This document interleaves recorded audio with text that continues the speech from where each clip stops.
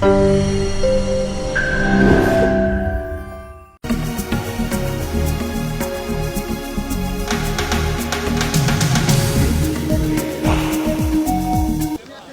président Alassane Ouattara, candidat du RHDP à la présidentielle, était hier dimanche à Mans.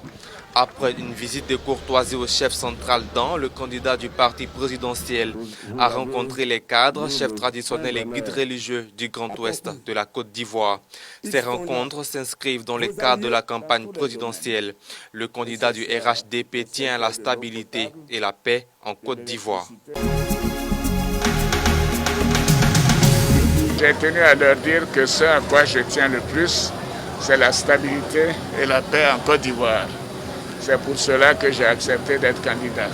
Parce que je ne voudrais pas que notre pays tombe dans le désordre, comme d'autres pays. Nous avons déjà vécu des moments difficiles en 2010. Je les ai assurés que les élections en 2020 vont se passer dans de bonnes conditions. Elles seront apaisées parce qu'elles sont transparentes, elles sont démocratiques.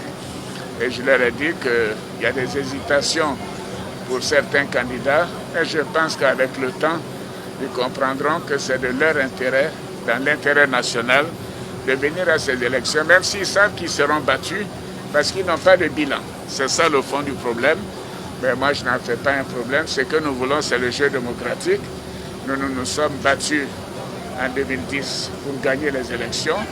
Et je considère qu'avec cette élection de 2020, la page sera définitivement tournée pour qu'en 2025, il y ait une nouvelle génération de cadres qui puissent vraiment venir pour prendre la relève, puisque c'est ce que j'avais voulu pour 2020. Et le décès d'Amadou Gon Coulibaly ne m'a pas permis de le faire. Donc je souhaite que nous soyons tous à ces élections, effectivement, et que les Ivoiriens choisissent celui qu'ils considèrent être le meilleur candidat. Et je n'ai pas de doute, compte tenu de mon bilan, que les Ivoiriens vont me témoigner leur confiance. Et ce qui me permettra de continuer de préparer une nouvelle équipe, de renforcer le leadership de cette équipe pour que nous ayons une équipe de jeunes déjà dès 2021 et qu'en 2025, il y ait la relève effective avec donc cette équipe de jeunes.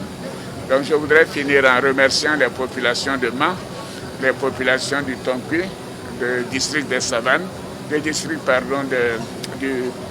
montagnes, pour l'accueil qui m'a été réservé. Nous sommes venus juste pour la journée, mais j'ai vu un accueil très enthousiaste, beaucoup de joie, et je m'en réjouis.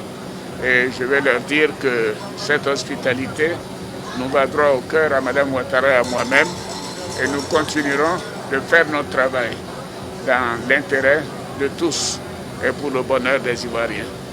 Lors de cette visite, la stèle d'Amadou Gon Coulibaly, l'ex-premier ministre d'Alassane Ouattara, a été dévoilée par les autorités de la ville de Mans. Demain mardi, Alassane Ouattara a eu une rencontre avec le patronat à Abidjan.